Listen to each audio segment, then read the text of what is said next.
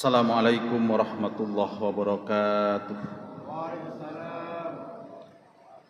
Innal hamdalillah alhamdulillahi rabbil alamin wa bihi nasta'inu ala umuri dunya waddin. Asyhadu an la ilaha illallah wahdahu la syarikalah wa asyhadu anna Muhammadan abduhu wa rasuluh.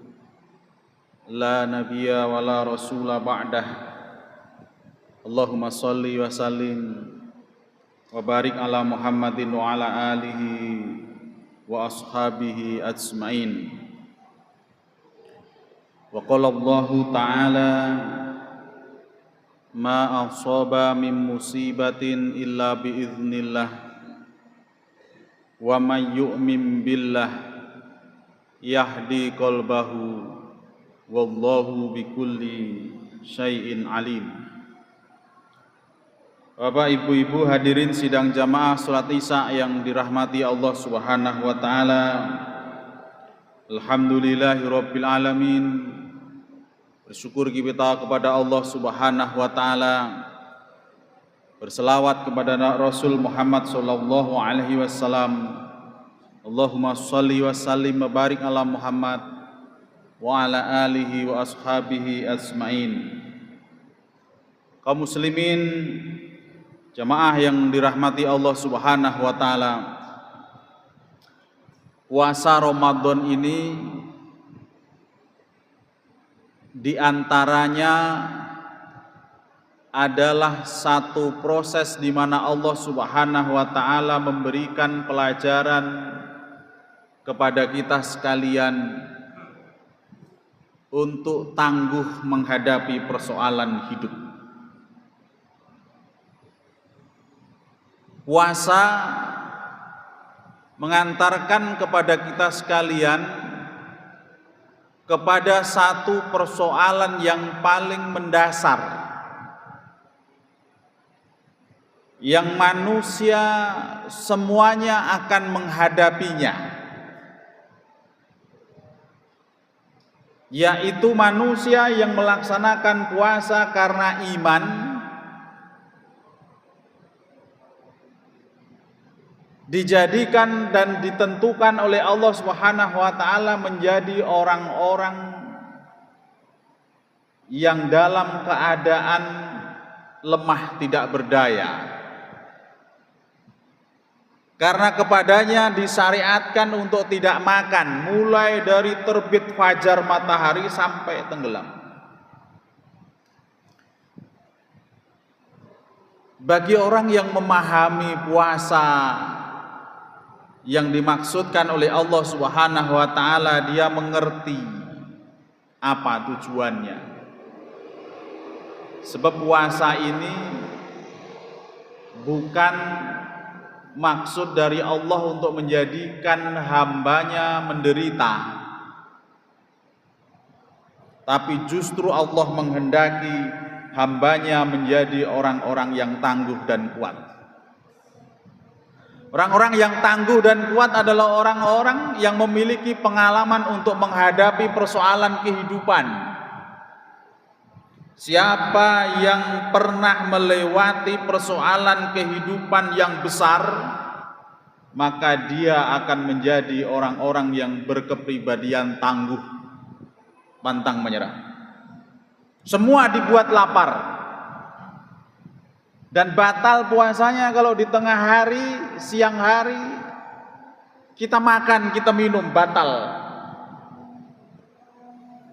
Ini adalah cara Allah menunjukkan dan mengajarkan kepada kita sekalian, wahai orang-orang yang beriman, setelah kamu mengaku orang yang beriman, kamu nanti akan menghadapi tantangan-tantangan kehidupan yang banyak sekali. Maka kamu harus menjadi orang-orang yang tangguh. Pegang, jaga, perjuangkan takwa yang kamu miliki itu, haqqa tuqatih, dengan sebenar-benar ketakwaan. Bahkan kalau perlu sampai engkau menjelang sampai engkau mati, sampai nyawa keluar dari ragamu, takwa tetap ada di dalam sanubari ini. Maka puasa ini mengajarkan kita untuk menjadi orang yang punya komitmen tinggi. Sebab Allah SWT mengerti setiap kita pasti nanti akan menghadapi permasalahan-permasalahan kehidupan. Sehingga dengan puasa ini nanti kita bisa mengambil hikmah. Ketika ada masalah kehidupan menghadapi diri kita, apa yang harus kita lakukan? Dalam surah At-Taghabun ayat yang ke-11, Allah SWT memberikan petunjuk kepada kita bagaimana menghadapi persoalan-persoalan kehidupan. Kata Allah, ma asaba min musibatin illa biiznillah wa may yu'min billah yahdi qalbahu wallahu bikulli syai'in alim. Ini langkah-langkah yang secara taktis mengajarkan kepada kita sekalian untuk menghadapi persoalan kehidupan. Saya yakin jamaah semuanya tak ada yang tak punya masalah. Dari wajahnya banyak masalah semuanya. Ada yang kecil masalahnya, ada yang besar masalahnya. Tapi kalau orang pandai menghadapi masalah, cara menghadapi masalah yang besar terasa kecil, terasa ringan. Tapi kalau tak pandai menghadapi cara menghadapi masalah yang kecil sekalipun terasa besar olehnya. Ketika datang masalah yang pertama kali diajarkan oleh Allah SWT, ma asaba min musibatin illa biiznillah. Langsung kita lari kepada Allah Subhanahu wa taala. Tidaklah datang satu persoalan apapun itu bentuknya, apapun itu wujudnya,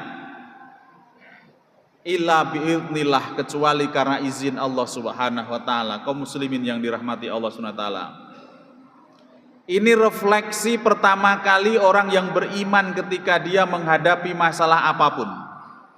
Tidak ada masalah apapun yang datang kepada kita, entah besar, entah kecil, entah sederhana, entah rumit, yang pertama kali refleks dalam diri kita, inna lillahi wa inna ilaihi raji'un. Dia datang karena Allah, dia datang karena izin Allah, dia datang karena kehendak Allah. Tak usah cari kambing hitam. Kalau dagangannya tak laku, tak usah nyalahkan tetangga sebelah yang dagangannya rame. Nah, itu dia.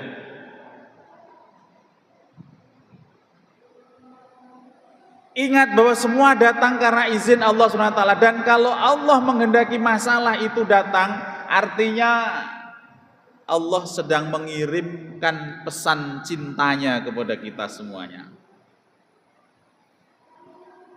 Sebab tandanya Allah itu cinta, Allah mengirimkan banyak masalah kepada kita. Kalau Allah sudah cuek, acuh, terserah, bahasa sekarang lantaklah situ, berarti Allah sudah tak cinta lagi sama kita. Makanya kalau ada orang hari-hari bertahun-tahun selama hidup tak pernah dia punya masalah, perlu dicurigai. Apakah Allah itu memperhatikan dia atau Allah sedang mengacuhkan dia? Tapi kalau sebentar-sebentar ada persoalan, sebentar-sebentar ada masalah, menunjukkan Allah sayang dan perhatian kepada kita. Sebab kalau ada masalah kemungkinan ada 3 latar belakangnya. Nanti diingat-ingat. Yang pertama, orang punya masalah, dikirimkan oleh Allah masalah, karena masalah itu menjadi peringatan bagi kita. Allah sayang kepada kita. Kenapa kok dikasih masalah? Kita seringkali lupa. Maka diberikan tazkirah, diberikan peringatan. Tak usahlah hubungan kita dengan Allah, hubungan kita dengan manusia saja. Kalau kita punya kelupaan, maka kemudian timbul persoalan. Lupa. Masak rendang sudah 3 jam tak dimasukkan itu daging, masalah. Masak rendang tak masuk daging, macam mana ceritanya? Masalah. Dan karena kita karena kita sedang dalam kondisi yang lupa, Allah kirimkan masalah. Supaya apa? Supaya kita ingat kembali. Supaya kita sadar bahwa kita sedang melupakan hubungan kita dengan Allah Subhanahu wa taala. Mungkin ada di antara kita kok sebentar-sebentar sakit kepala. Sebentar-sebentar kok lupa barang ditempatkan. Mungkin kita koreksi diri kita. Mungkin ada yang terlupa oleh kita bagaimana kita membangun hubungan dengan Allah Subhanahu wa taala. Mungkin sholat kita, mungkin zikir kita, mungkin baca Quran kita, mungkin ibadah-ibadah kita seringkali kita lupa sehingga Allah memberikan peringatan. Ada yang kedua, bentuk masalah bukan peringatan tapi bala, bencana. Masalah itu diberikan oleh Allah SWT teramat sangat berat, bahkan seakan-akan itu menjadi masalah bagi satu kelompok manusia, satu kelompok masyarakat, namanya bencana. Di seberang ada juga bencana banjir. Hati-hati, kalau ada bencana datang kepada kita, sesungguhnya itu juga tanda cinta Allah kepada kita sekalian. Kenapa kita dikasih bencana? Mungkin kita sudah mulai durhaka. Kalau orang, suatu masyarakat, satu kaum, dia banyak melakukan kedurhakaan kepada Allah Subhanahu wa taala, maka Allah menunjukkan rasa cintanya dengan peringatan yang amat sangat keras. Namanya bala, bencana. Supaya apa? La'allakum yarji'un. Supaya kamu sekalian segera kembali ke jalan Allah Subhanahu wa taala. Bencana. Tapi tujuan Allah untuk apa? Untuk kita kembali ke jalannya. Sehingga kalau ada persoalan menimpa diri kita, sehingga sampai membuat jiwa kita tergoncang, ingat, mungkin kita sedang dalam kondisi yang penuh kedurhakaan kepada Allah SWT. Tapi ada juga yang ketiga, jamaah yang dirahmati Allah SWT. Orang soleh perilakunya, taat ibadahnya, rajin zikirnya, rajin baca Qur'annya, tapi oleh Allah diberikan juga masalah. Ada juga. Ini kelompok yang ketiga. Tapi masalah ini bukan peringatan, masalah ini juga bukan bencana, tapi masalah ini namanya ujian. Kenapa orang dikasih ujian? Sebab dia mau naik derajatnya. Orang kalau ujian berarti dia akan dinaikkan derajatnya oleh Allah SWT. Baik dia, tapi dikasih ujian, maka derajatnya akan dinaikkan. Ibrahim alaihissalam orang yang soleh, orang yang baik, sedekahnya banyak, cintanya kepada Allah luar biasa, dikasih ujian, ujiannya berat. Falamma ballagha ma'ahu sa'ya ya bunayya inni ara fil manami anni adbahuk fangdur madza tara. Dan ketika anaknya Ismail itu sudah balik, menjelang balik, sudah masuk usia remaja, dipanggil satu pagi, wahai anakku, aku bermimpi. Di dalam mimpiku itu aku diperintahkan untuk menyembelihmu. Fangdur madza tara. Katakan apa yang harus aku lakukan, wahai anakku.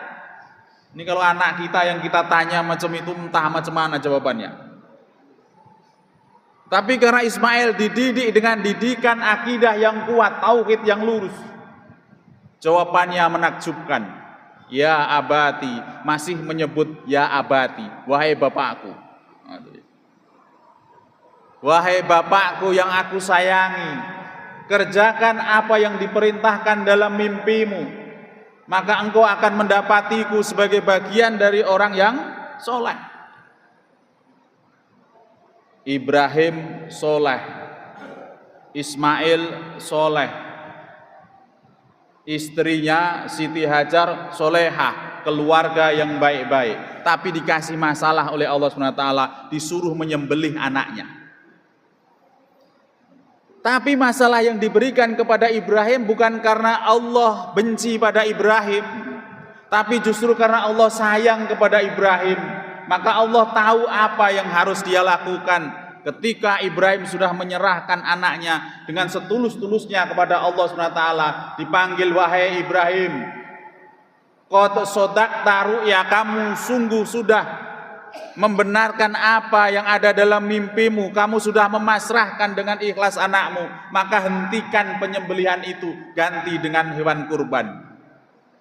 Sampai ribuan tahun yang akan datang, sampai dengan hari ini, setiap tahun kita selalu memperingati kurban, menyembelih hewan kurban. Selalu teringat dan terbaca dari mulut kita nama manusia dengan gelar Khalilullah, itulah Ibrahim alaihissalam. Dimuliakan sepanjang masa, diberikan masalah untuk dimuliakan. Setelah kita menyadari bahwa seluruh masalah itu datangnya dari Allah, kita yakinkan dalam hati kita, Allah pasti menghendaki kebaikan atas seluruh masalah.